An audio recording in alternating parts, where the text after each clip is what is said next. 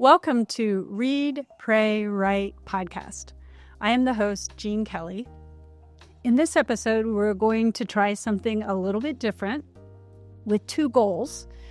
One, to invite the voices of our audience into the program, their insights, questions, and responses.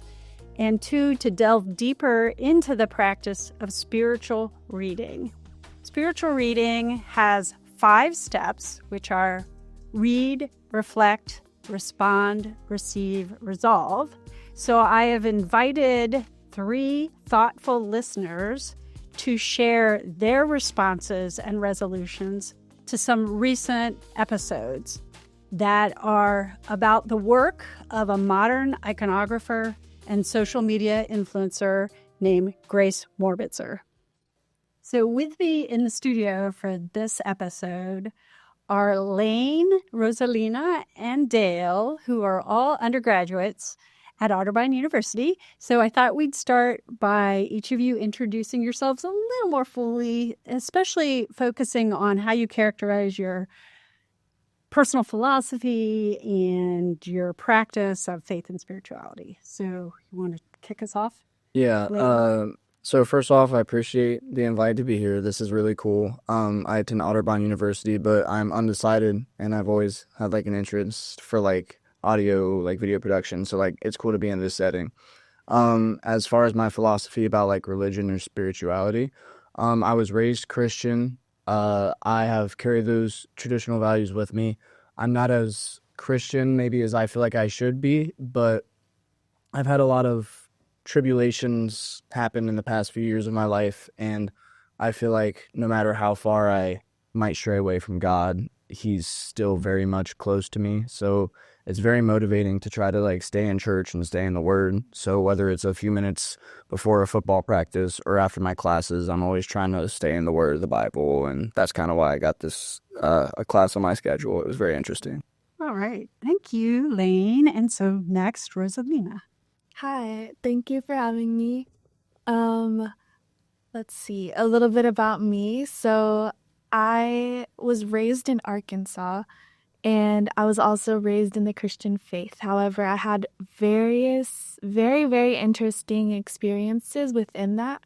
So, for example, I've attended Baptist churches. I've attended a non-denominational church for a lot of my childhood, and I've attended Pentecostal church camps.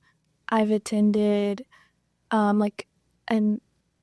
Mennonite service type of church before. So I've had a lot of different various experiences, and lots good, lots actually very bad too. So I have a lot of unprocessed trauma within the religious Christian space that I still need to work with.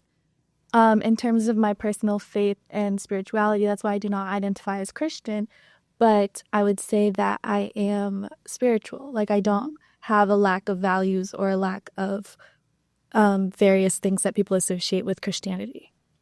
Very good. All right. Well, thank you for sharing that. And then last but not least, Dale. My name is Dale. I'm a psychology major at Otterbein. And in regards to my faith, I would say that, despite being raised Christian for the first 16 years of my life, I do lean towards agnostic faith. I love the characters within the Bible. I agree with Jesus' philosophy. I mainly see the Bible as a very human book. So I relate to all the characters. Well, not all of them, but many of the characters in the Bible. And I take the lessons that they give to heart. And that's that. Well, that's great. Thanks for, again, we're going deep right away, which I love. Thank you so much for that. So we will be discussing content that listeners can find linked in the show notes of this episode on YouTube or on our website, www.readpraywrite.com. They include an interview with the artist and social media influencer behind the channels called The Modern Saints by Gracie, where she offers her philosophy of why she paints holy men and women as if they were alive and with us today. And that's because she believes they are role models for all of us, regardless of our faith background or tradition. And she also leads 2 guided meditations, 1 visual, 1 audio, using her work. I personally connected with like the aspect that she's trying to make all these saints modern, because a lot of time what you get in religion is people trying to like almost make you feel bad for the way you are in order to buy into their religion. And I feel like by making these saints modern, she's showing people that like no matter where you are, no matter your ethnicity, no matter like what music you listen to, because one of them had like a Rolling Stone shirt, like you're going to be accepted by Jesus. And I think that's very helpful to the message of just Christianity as a whole. Like, you are loved by Jesus, and you know there's someone that's always going to support you. Yeah, great. So you like the Rolling Stones, saint. That's cool. Anybody else? Anything? I would say I agree. I like how she ties in a modern perspective and a modern relevance that helps make it still alive within, our society and our generation. Like Lain said, I like the making the inclusivity of her work. Religion shouldn't be exclusive, so for her to portray these saints in a modern light and perhaps make people feel more welcome to enter Christianity or religion as a whole, I think is very nice. So I was curious, as I said, the steps of spiritual reading, we're going a little deeper into 2 of the 5 steps. And the 5 steps are read, reflect, respond, receive, and resolve. Read, reflect, respond, receive, and resolve. And I was curious about your response to certain things that Grace said in the interview or, has on her content on her social media channels or her website.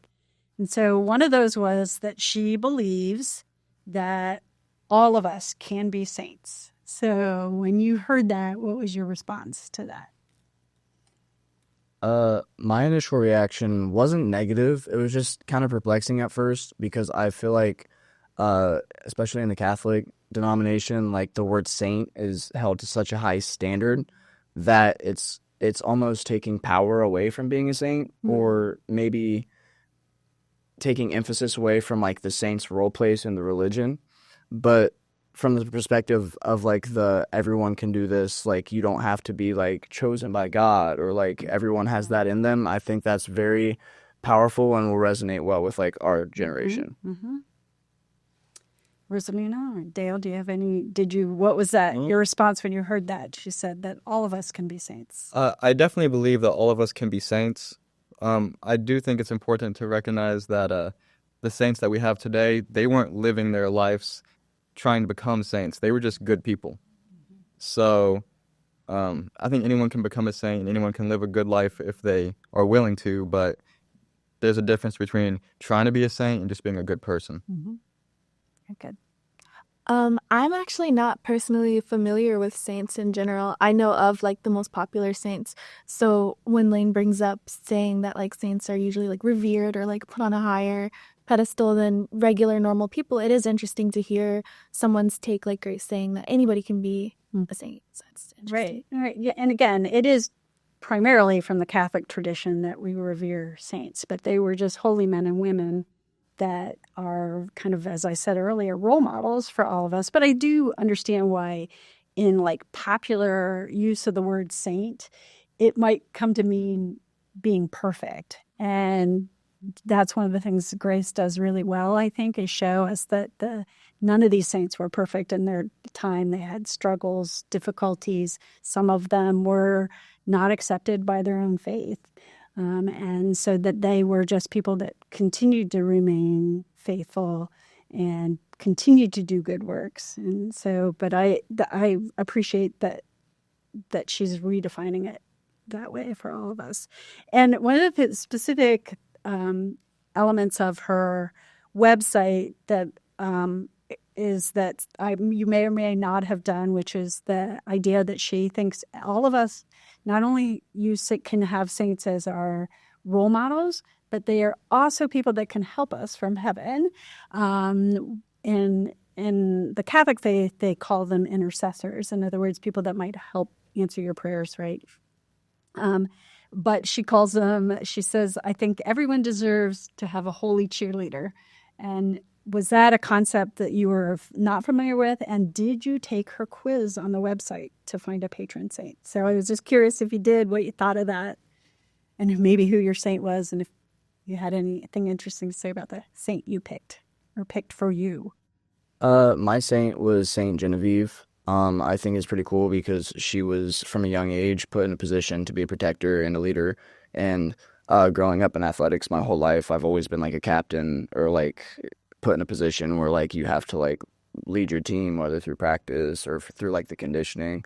So it resonated with me well because like I've always kind of had like that natural instinct, and I don't know, like it's cool that there's someone that's revered for just being a good leader, which is something I've always prided myself on. Excellent. Very good. So St. Genevieve, okay. What were your So I took the quiz. I got St. Christopher. Okay. I'm not familiar with most saints, but I like that there's like a little autobiography that you can learn more about the saints. And I like that this is a cool way. Like I kept refreshing it and choosing different answers so I can see like what different combinations can I put in and what different saints can I get.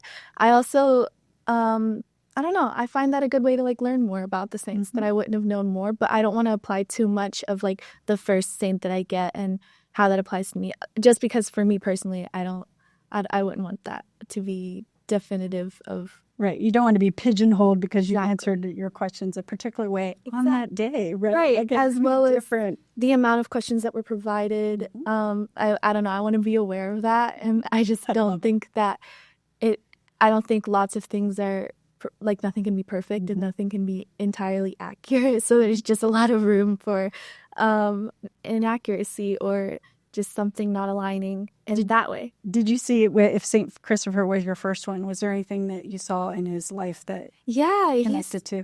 Well, not connected, but yeah, actually in a way, he was a mountaineer. I love the outdoors. He was like 7 foot tall. He was so cool. Like he did a bunch of random things. Oh my gosh, I actually think he's great. Actually, hold on. So he believed that he was serving like someone else, and then he wanted to serve the best king. So he went on a mission to go look for the best king. And this is from that little autobiography. I didn't really go into more research from this. And then he found like the best king, and then he heard the best king say that he was scared of the devil. And how can you be the best king if you have like a fear? So he was like, okay, then the devil is going to be who I'm going to serve next. So he actually does serve the devil and finds people in his little community because that's who the best king feared. And then he heard the devil worshippers, they were scared of the cross, the Holy Cross. He was like, oh, mind blown. Like now I need to go down this rabbit hole and figure out this, and then he finds Jesus, and he comes back, and then he becomes a saint like later on. But that was kind of like a path that I found very fascinating. It is very fascinating. And actually, that is a common aspect of biographies of holy men and women is they were seekers. Right. They were searchers. They weren't all, from the very beginning. And that's where their faith got stronger, is when they found it for themselves, where they discovered it for themselves. So, all right, Dale, who was your saint? I got Saint Julian of Norwich. That's not her real name. No one even knows who she is. But I believe that she was part of the Julian Church in Norwich, and she was an anchor. So she just sat in a little cell right next to the church or attached to the church, and people would donate food to her to keep her alive. But she's the patron saint of loneliness, of solitude, cats, and all these things. And I found it comforting because in a time where a lot of people feel lonely, it's nice to have a divine cheerleader of sorts who also experienced that loneliness, but in a way was never forgotten. She's still very important despite no one even knowing who she was. Mm-hmm. Right. We don't even know her actual name. Right? Yeah. Like they had to assign that to her. Yes. And that's what, it's interesting to me when people outside of Catholicism discover there's a patron saint for everything. Yeah. As I think I've told you guys in the past, there's a patron saint for ugly people.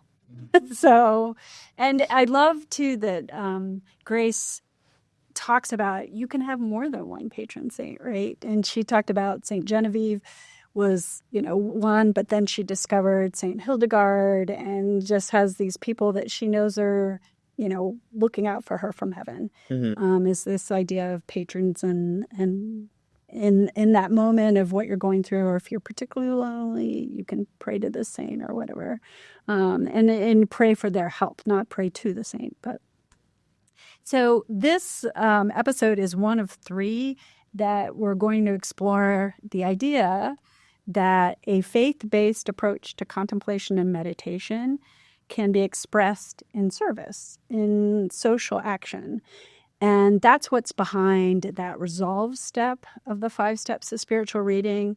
And, for instance, Grace Morbitzer encourages everybody to follow the example of a saint, especially on their feast day. She makes suggestions for how to do something related to what they were interested in doing and what their mission was.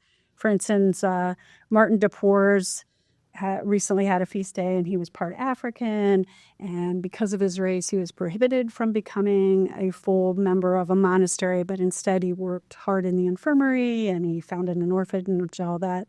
So the website, the biography for that day suggests doing chores with love or following an anti-racist group on social media as ways modern people can live out the life and work and the example of any of these holy men and women.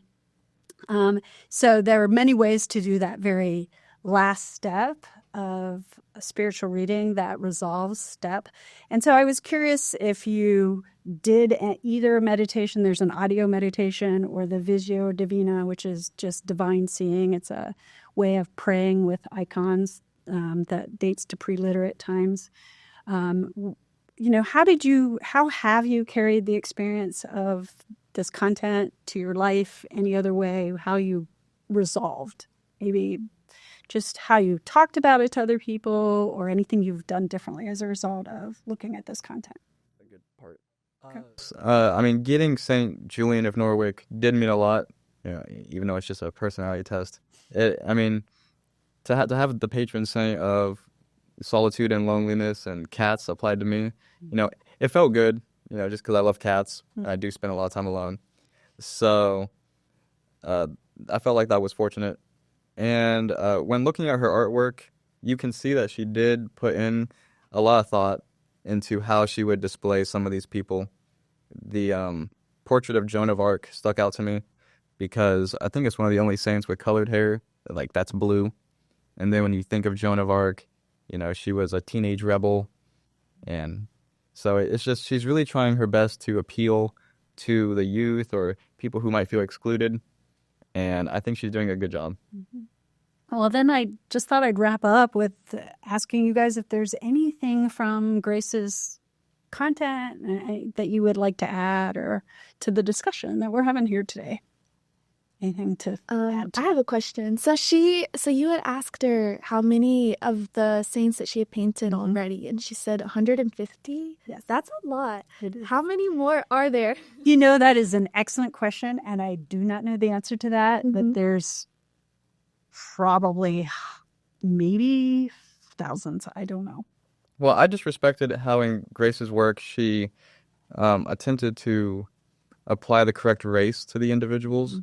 I believe the St. Christopher one, he's of brown skin in the painting, and he's from Egypt, I believe. So if you were to look up actual Byzantine, iconography of him, he's not exactly the brownest individual, and he doesn't look Egyptian at all. So I just appreciate that she's trying to, once again, make it inclusive. People of color, they have saints as well, despite what Byzantine iconography shows. So I just think that's nice. Yeah. So I wanted to thank Dale, Roselena, and Lain for being with us today and for your insights and your questions and your outlook. It has added so much to our show. Like these listeners did, I invite everyone to explore spiritual reading practice and to share it by following the Read, Pray, Write podcast on our socials, Instagram, Facebook, and YouTube, or exploring the many resources available on our website, www.readprayWrite.com. readpraywrite.com. With that, I thank our panelists and listeners. I wish you all blessings.